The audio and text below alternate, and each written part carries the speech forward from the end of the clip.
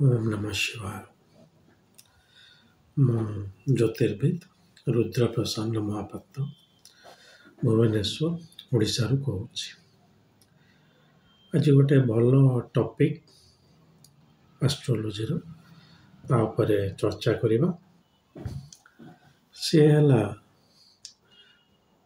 ପୂଜା ବଡ଼ ନା ଦାନ ବଡ଼? ପୂଜା ବଡ଼ ନା ଦାନ ବଡ଼? ପୂଜା ଏଠି ମୁଁ ଆପଣଙ୍କୁ ଆମର ଯେଉଁ ବେଦିକ ପୂଜା ବିଷୟରେ କହୁଛି। ଠାକୁରଙ୍କୁ ପୂଜା, ଠାକୁର ପୂଜା ଯଦି ଆମେ ସାଧା ଭାଷାରେ ବୁଝିବା, ଯଦିଓ ପୂଜାର ଗୋଟେ ଅର୍ଥ ହେଲା ଯେ ଆପଣ ଯାହାକୁ ବହୁତ ରେସ୍ପେକ୍ଟ କରନ୍ତି। ଆପଣ ବାପା ମାଆଙ୍କୁ ପୂଜା କରିପାରନ୍ତି, ନିଜ ଗୁରୁକୁ ପୂଜା କରିପାରନ୍ତି, ଇତ୍ୟାଦି ଇତ୍ୟାଦି। ତେବେ ମୁଁ ଏଠି ଠାକୁର ପୂଜା ବିଷୟରେ କହୁଛି। ଜ୍ୟୋତିର୍ବିଦ ମାନେ ଇଭିନ୍ ମୋ ପାଖକୁ ଲୋକ ଆସିଲେ ବି ମୁଁ କୁହେ ଯେ ଆପଣ ସେ ବୃଦ୍ଧାଶ୍ରମକୁ କିଛି ଦାନ ଦିଅନ୍ତୁ, ସେ ଅନାଥ ଆଶ୍ରମକୁ କିଛି ଦାନ ଦିଅନ୍ତୁ। ଏଇ ମନ୍ତ୍ରଟି ଏଇ ଠାକୁରଙ୍କ ପାଖରେ ଯାଇକି ପୂଜା କରନ୍ତୁ। ତା ଭିତରୁ କେଉଁଟା ବଡ଼? ଏମିତି କିଛି ଗୋଟେ ଟପିକ୍ କରିବାର ମୋର ଉଦ୍ଦେଶ୍ୟ ନଥିଲା। ମୁଁ କେମିତି ଦେଖୁଥିଲି ଲୋକମାନେ ଏଟା ମୋତେ ପଚାରୁଛନ୍ତି ଯେ ସାର୍, ଆକ୍ଚୁଆଲି ଗୋଟେ ଲୋକକୁ ଖାଇବାକୁ ଦେଇଦେବାଟା ମୋତେ ଯେତେ ସାଟିସ୍ଫାଇଂ ଲାଗୁଛି, ସେଟା ପୂଜା ବା ସେଟା କରିବାଟା ମୋତେ ଏତେ ଭଲ ଲାଗୁନି। ତ ମୁଁ ତାପରେ ଟିକେ ଏଲାବୋରେଟ୍ କରିକି ବୁଝେଇ ଦେଉଛି। ଆପଣଙ୍କର ପୂର୍ବଜନ୍ମର କର୍ମର ଫଳ ହେଲା ଏ ଜନ୍ମର ଭାଗ୍ୟ। ପୂର୍ବଜନ୍ମରେ ଆପଣ କ'ଣ କ'ଣ କର୍ମ କରିଛନ୍ତି ସେଇ ଅନୁସାରେ ଏହି ଜନ୍ମରେ ଭୋଗିବେ।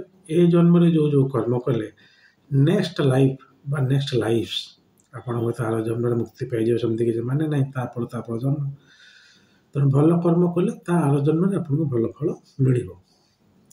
ଏବଂ ଏଇ ଜନ୍ମଟାକୁ ଆପଣଙ୍କୁ ବିଶ୍ୱାସ କରିବାକୁ ପଡ଼ିବ, ନହେଲେ ଜ୍ୟୋତିଷ ଆଉ ହେଲାନି। କାରଣ ଆମ ଯଦି ପୂର୍ବଜନ୍ମ ଆଉ ବାରମ୍ବାର ଜନ୍ମ ନେବାଟାକୁ ଆପଣଙ୍କର କିଛି ଏଥିରେ ବିଶ୍ୱାସ ନାହିଁ, ତାପରେ ସାଇଣ୍ଟିଫିକ୍ ଷ୍ଟଡିଜ୍ ହେଇଛି। ଆପଣ ଇଆନ୍ ଷ୍ଟିଭେନସନଙ୍କର ବହି ପଢ଼ିପାରନ୍ତି। ରିଇନକାର୍ନେସନ ଉପରେ ଷ୍ଟଡିଜ୍ ହେଇଛି, ଲୋକଙ୍କର ସାମ୍ପୁଲ ନିଆଯାଇଛି।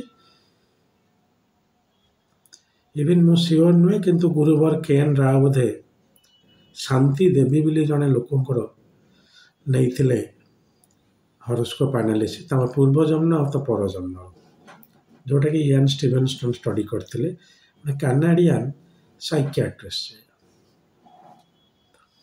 ଯଦି ଆପଣ ଏଇ ଜନ୍ମାନ୍ତରଟା ବିଶ୍ୱାସ କରନ୍ତିନି, ତାହେଲେ ଆପଣଙ୍କର ହିନ୍ଦୁ ଧର୍ମ କେବଳ ନୁହେଁ, ଆପଣ ବୁଦ୍ଧ ଧର୍ମ, ଏମିତି ଅନ୍ୟାନ୍ୟ ବହୁତ ଗୁଡ଼ିଏ ଧର୍ମଙ୍କର କିଛି ଆଉ ମାନେ ରହିବନି। କାରଣ ବହୁତ ଗୁଡ଼ିଏ ଧର୍ମର ବେସ୍ ହେଲା ଏଇଟା, ବା ଧର୍ମଶାସ୍ତ୍ରର ବେସ୍ ହେଲା ଏଇଟା।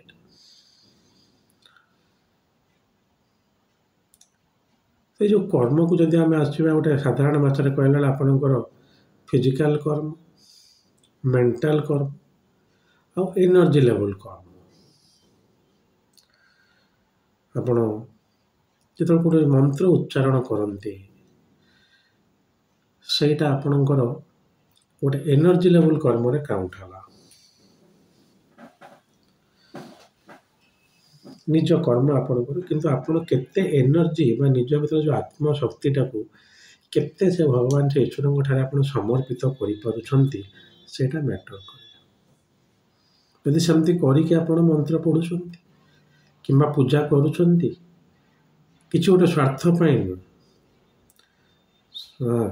ରୁଦ୍ର ମହାପାତ୍ର କହିଛନ୍ତି ଯେ ମୋର ଆଉ 3 ମାସ ପରେ ଗୋଟେ ଆକ୍ସିଡେଣ୍ଟର ଚାନ୍ସ ଅଛି, ହେ ମହାଦେବ ମୋତେ ରକ୍ଷା କର।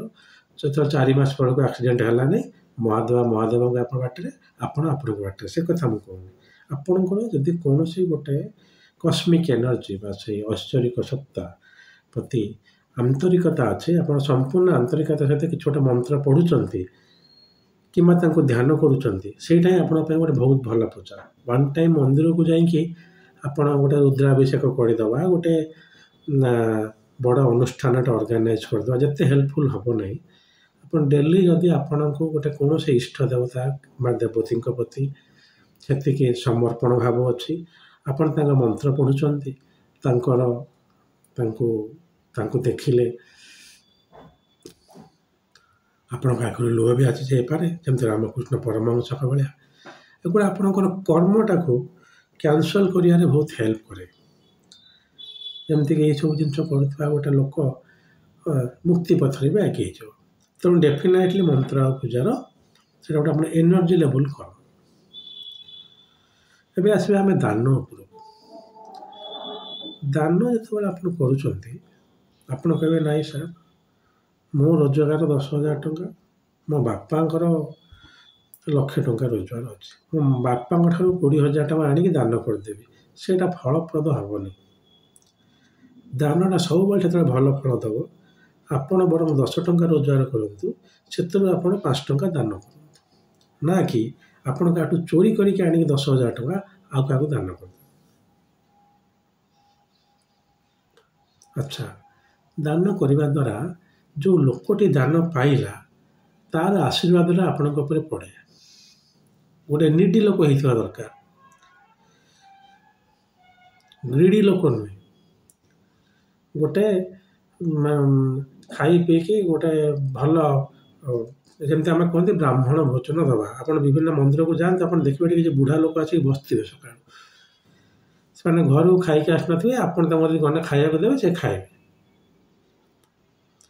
ତ ସେଠି ଖାଇବାଟା ଦିଆଯାଉଥିଲା, ଦିଆଯାଉଛି ବି ଆଜିକା ଡେଟ୍ରେ। ତ ସେଇଟା ହେବ ଆପଣଙ୍କର, ନ କି ଗୋଟେ କେଉଁ ବ୍ରାହ୍ମୀଣ ସେ ତାର ୱେଲ୍ ପ୍ଲେସ୍ଡ ଅଛି, ତାର ଖାଇବା ପିଇବା ସବୁ ଠିକ୍ଠାକ୍ ଅଛି, ଆପଣ ଜବରଦସ୍ତି ଯାଇକି ତା ଘରେ ତାକୁ ଦାନ ଦେଲେ। ଯଦିଓ ସେମିତି ହୁଏ ନା, ମୁଁ ଗୋଟେ ଉଦାହରଣ ଦେଇ ବୁଝେଇ ଦେଉଛି ଅଧିକ କ୍ଲାରିଫିକେସନ୍ ପାଇଁ। କୁକୁରଟିଏ ଖାଇବାକୁ ପାଉନି, ଆପଣ ତାକୁ ଦେଲେ। ଆଉ ଯେଉଁ ବଡ଼ ବଡ଼ ସମୃଦ୍ଧିଶାଳୀ ବ୍ୟକ୍ତିଙ୍କ ଭଳି ଯେଉଁ କୁକୁର ଅଛନ୍ତି, ଯାହା ପଛରେ ଲକ୍ଷ ଲକ୍ଷ ଟଙ୍କା ଖର୍ଚ୍ଚ ହେଉଛି, ସେମାନଙ୍କ କଥା ମୁଁ କହୁନି। ରାସ୍ତାରେ ବୁଲୁଥିବା କୁକୁରଟି ଯେ ଖାଇବାକୁ ପାଉନି, ତା ପାଇଁ ଖାଦ୍ୟଟା ହେଲା ଜୀବନ। ଆପଣ ତାକୁ ଖାଦ୍ୟ ଦେଲେ, ଆପଣ ତାକୁ ଜୀବନ ଦାନ ଦେଲେ। କେମିତି ଦେବେ? ଆପଣ ଗୋଟେ ଦିନ ଉପାସ ରହିକି ତାକୁ ଦେବେ। ଗୋଟେ ବକ୍ତ ଉପାସ ରହିକି ତାକୁ ଦିଅନ୍ତୁ, ତାର ଆଶୀର୍ବାଦ, ତାର ଯେଉଁ ପୁଣ୍ୟଟା କଲେ ଆପଣଙ୍କର ପୁଣ୍ୟଟା ବଢ଼େ। ଆମେ ଜାତକରୁ ପଞ୍ଚମ ଭାବ ପୁଣ୍ୟ ବଳ ଦେଖୁ।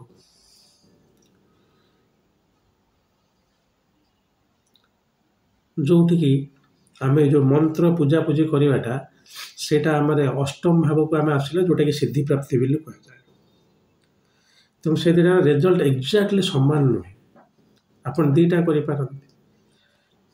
ସେ ପୁଣ୍ୟ ବଳ ହେଉ, ଆପଣଙ୍କର ମନ୍ତ୍ର ଉଚ୍ଚାରଣ ଦ୍ୱାରା ନିଜର କର୍ମ ବଳ ହେଉ, ସବୁଗୁଡ଼ାର କିଛି ନା କିଛି ଆବଶ୍ୟକତା ରହୁଛି। ମ୍ୟାଟର କରେ ଆପଣ କରୁଛନ୍ତି କେମିତି। ଆପଣଙ୍କୁ ମୁଁ କହିଲି, ଆପଣ ଗଲେ ଦୋକାନରୁ ବିସ୍କୁଟ୍ କିଣିଦେଲେ 50 ଟଙ୍କାରେ, କୁକୁରକୁ ଦେଇକି ଆସିଲେ, ବୁଧବାର ଦିନ ସାର୍ କହିଥିଲେ ବିସ୍କୁଟ୍ ଦହିକୁ ପକାଇଦେବା କଥା, କ'ଣ ଅଛି, କୁକୁର ଖାଇଲେ ଖାଇଲେ, ନ ଖାଆନ୍ତୁ ନା, ଏମିତି କାମ କରିବୁନି। ଯେଉଁଠି ମୁଁ ଆପଣଙ୍କୁ କହୁଛି ଗୋଟେ କୌଣସି ଜୀବକୁ ଖାଇବାକୁ ଦିଅନ୍ତୁ, ସେ ତ ବୁଧବାର କ୍ୟାଲେଣ୍ଡର ଦେଖିକି ଆପଣଙ୍କ ଘରେ ଆସି ହାଜର ହେବନି। ସେ ଡେଲି ଆସି ଆପଣଙ୍କ ପାଖରେ ପହଞ୍ଚିବେ, ଆପଣ ତାକୁ ଖାଇବାକୁ ଦେଉଛନ୍ତି। ସେ ଗାଈଟିଏ ହେଉ, କୁକୁରଟିଏ ହେଉ, ବିଲେଇଟିଏ ହେଉ, ସେ ଆସି ଆପଣଙ୍କ ଘରେ ପହଞ୍ଚିଗଲା। ତେଣୁ ଆପଣ ତାକୁ ଦେବେ, ତାର ଆପଣଙ୍କର ପୁଣ୍ୟ ବଳଟା ସେଥିରେ ବଢ଼ିଲା। ତା ମାନେ ନୁହେଁ ଯେ ଆପଣ ଘରେ ମନ୍ତ୍ର ଉଚ୍ଚାରଣ କରିବା, ପୂଜା କରିବା ଏଗୁଡ଼ା ଛାଡ଼ିଦେବେ। କିନ୍ତୁ ଦୁଇଟା ଯାକ ଆପଣଙ୍କ ପାଇଁ ଭଲ ଫଳ ଦେଲା, ପୂଜା ବି କର୍ମ ବି। କିନ୍ତୁ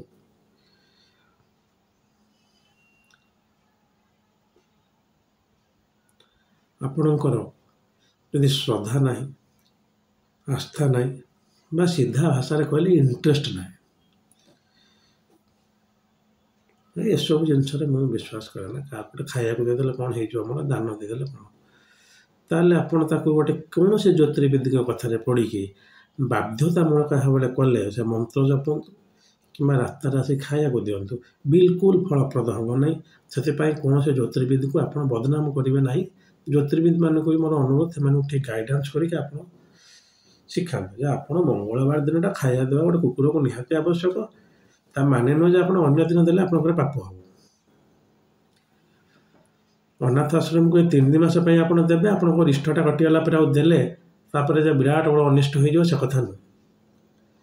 ତେଣୁ ଆପଣଙ୍କର ପୁଣ୍ୟ, ଆପଣଙ୍କର କର୍ମ ଆପଣଙ୍କ ସାଙ୍ଗରେ ହିଁ ଯିବ।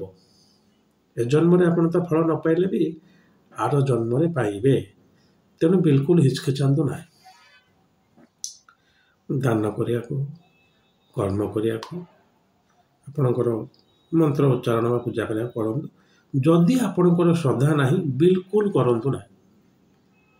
ଆପଣ କହିବେ ନାଇଁ ଆଜ୍ଞା ମୁଁ ସକାଳେ ଉଠିକି ରୋଜଗାର କରି ମୋ ପରିବାର ପୋଷିବାଟା ମୋ ପାଇଁ ବଡ଼ କର୍ମ, ମୁଁ ଆଉ କାହାକୁ ସାହାଯ୍ୟର ହାତ ବଢ଼େଇବି ନାହିଁ, ମୁଁ ସେଇଟା ସତପ୍ରଦ ଭାବେ ଆସୁନାହିଁ, ବିଲକୁଲ କରନ୍ତୁ ନାହିଁ। ଯେବେ ଆପଣଙ୍କ ମନରେ ସେ ଇଚ୍ଛା ଆସିବ ଯେ ଅନ୍ୟମାନଙ୍କୁ ସାହାଯ୍ୟ କଲେ ହୁଏତ ଭଗବାନ ମୋତେ ସାହାଯ୍ୟ କରିବେ, ହୁଏତ କେହି ସାହାଯ୍ୟ କରନ୍ତି କି ନ କରନ୍ତୁ, ମାନବିକତା ଦୃଷ୍ଟିରୁ ମୁଁ ଆଉ କାହାକୁ ସାହାଯ୍ୟ କରିବି। ଅନ୍ୟମାନଙ୍କ ଏଠି ମୁଁ ଖାଲି କହୁନାହିଁ ଯେ ଦୁଃଖୀ ରଙ୍କି, ଜଗତରେ ଥିବା ସବୁ ଜୀବଜନ୍ତୁ ଗଛ ପର୍ଯ୍ୟନ୍ତ ବି, ସେଥିଲାଗି ଜ୍ୟୋତିଷଶାସ୍ତ୍ରରେ କୁହାଯାଏ ଗୋଟେ ଗଛ ଲଗେଇକି ତାକୁ ପାଣି ବି ଦିଅନ୍ତୁ, ଅର୍ଥାତ୍ ଲାଇଫ୍ ଦିଅନ୍ତୁ, ଜୀବନ ଦାନ ଦେବାର ଗୋଟେ ପ୍ରୋସେସ୍ ଆରମ୍ଭ କରନ୍ତୁ। ସେଇ ଠିକ୍ ସେଇଭଳି ପୂଜାଟି ଆପଣ ନିଜ ଇଷ୍ଟ ଦେବତା, ଆପଣଙ୍କର ଇଷ୍ଟ କିଏ ବି ହେଇପାରନ୍ତି।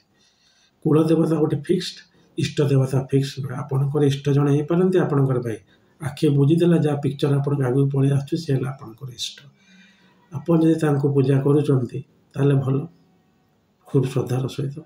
କିନ୍ତୁ ସବୁବେଳେ ମନେ ରଖନ୍ତୁ ଦୁଇଟା ସବୁଠୁ ଭଲ କାମ କରେ ବୋଲି। ଆଜି ବି ଆପଣ ଦେଖିବାକୁ ଯିବେ ମନ୍ଦିର ଆଗରେ ଭିକାରୀ ବସିଥିବେ, ଯେଉଁମାନଙ୍କୁ ନିଡି ଦରକାର ସେମାନଙ୍କର କିଛି, ଯଦିଓ ଭିକାରୀମାନଙ୍କୁ ନେଇ ବହୁତ ଗୁଡ଼ିଏ କଥା ଆଜିକାଲି ଶୁଣୁଛି, ସେ ଭିକାରୀ ରାକେଟ ଚାଲିଛି ଏ ଚାଲିଛି, ମୁଁ ସେ କିଛି ସେ ଭିତରକୁ ପସନ୍ତୁନି, ମୁଁ ବି ଆପଣଙ୍କୁ ଅନୁରୋଧ କରୁଛି ପସନ୍ତୁନି। ଆପଣଙ୍କ ଆଗରେ ଯେଉଁ ଲୋକଟି ହାତ ବଢ଼େଇ ମାଗୁଛି ଆପଣ ତାକୁ ଦିଅନ୍ତୁ। ଏତେ ଏନକ୍ୱାରି କରିକି ଦେବା କିଛି ଦରକାର ନାହିଁ। ନା ଆପଣ ଦେବେ, ନା ସେ ହରିଶ୍ଚନ୍ଦ୍ର ଦେଇଥିଲେ, ନା ସେ ରାଜା ବଳି ଦେଇଥିଲେ, ସେ ଦାନ ଦେଲେ ମୁକ୍ତି ପାଇଗଲେ ସେମାନେ। ଆପଣ କିଛି ଏନକ୍ୱାରି କରନ୍ତୁନି, ଆପଣଙ୍କୁ ଠିକ୍ ଲାଗିଲା ସେ ଲୋକଟି ଆପଣ ତାକୁ ଦେଲେ। ତେଣୁ ମନ୍ଦିରରେ ପୂଜା କରିବେ, ଭିକାରୀମାନଙ୍କୁ ଦାନ ଦେବେ। ସୁନ୍ଦର ସଂସ୍କୃତିଟି ଆମର ଥିଲା, ଆପଣଙ୍କର ପୁଣ୍ୟ ବଳ ରହୁଥିଲା। କିନ୍ତୁ ଆଜିକା ଡେଟ୍ରେ ସେଇଟା ଆଉ ନାହିଁ, କମି କମି ଯାଉଛି କହିବାଟା ଠିକ୍। କ୍ଷମା କରିବେ ଟିକେ, ଶୀତଦିନ ଆସିଲା ତ ଇସନଫୁଲିଆ ରହୁଛି। ହଉ, ତ ଆଜି ପାଇଁ ଏତିକି। ଆଶା କରେ ମୁଁ ଯାହା କହିଲି ଆପଣ ବୁଝିପାରୁଥିବେ। ଦାନ ଧର୍ମ କରିବା ପାଇଁ କୌଣସି ଜ୍ୟୋତିର୍ବିଦଙ୍କର ଗାଇଡାନ୍ସ ଦରକାର ନାହିଁ, ଜାତକ ଦେଖେଇବା ଦରକାର ନାହିଁ। ଯେଉଁଠି ଆପଣଙ୍କୁ ଭଲ ଲାଗୁଛି ଆପଣ ଦିଅନ୍ତୁ। ଯେଉଁଟା କୁନି ପିମ୍ପୁଡ଼ିଠୁ ଆରମ୍ଭ କରିକି ବିରାଟକାୟ ହାତୀ ପର୍ଯ୍ୟନ୍ତ, ତା ଭିତରେ ମଣିଷ ବି ଇନକ୍ଲୁଡ଼ ମୁଁ କରିଦେଲି। ଯାହାକୁ ଇଚ୍ଛା ଦିଅନ୍ତୁ, କିନ୍ତୁ ନିଜେ ଝାଳ ବୁହା ଅନ୍ନରେ ଦାନ କରନ୍ତୁ। ଠିକ୍ ସେହିପରି ଯଦି ଆସ୍ଥା ଅଛି ପୂଜା କରନ୍ତୁ, ସୁଫଳ ସୁନର ଲ୍ୟାଟର ମିଳିବ। ସେ ଲ୍ୟାଟରଟା ବହୁତ ଡେରି ହେଇଯାଇପାରେ, ତେଣୁ କେବେ ନିରାଶ ହେବେନି ଯେ ମୁଁ କରୁଛି ବୋଲି ଫଳ ମିଳୁନି। ହଁ, ଆପଣ ନ କଲେ ବି ଆପଣଙ୍କ ପିଲାପିଲି ଉପରେ ସେଟା ଟ୍ରାନ୍ସଫର ବି କରିଯାଇପାରେ। ହଉ, ଆଜି ପାଇଁ ଏତିକି। ଯଦି ମହାଦେବ ଚାହାନ୍ତି ଆଉ ଗୋଟେ ଭିଡ଼ିଓ ନେଇ ଆପଣଙ୍କ ପାଖରେ ଖୁବ୍ ଶୀଘ୍ର ଉପସ୍ଥିତ ହେବି। ସେ ପର୍ଯ୍ୟନ୍ତ ପାଇଁ ଆଜ୍ଞା ଦିଅନ୍ତୁ। ଓମ୍ ନମଃ ଶିବାୟ।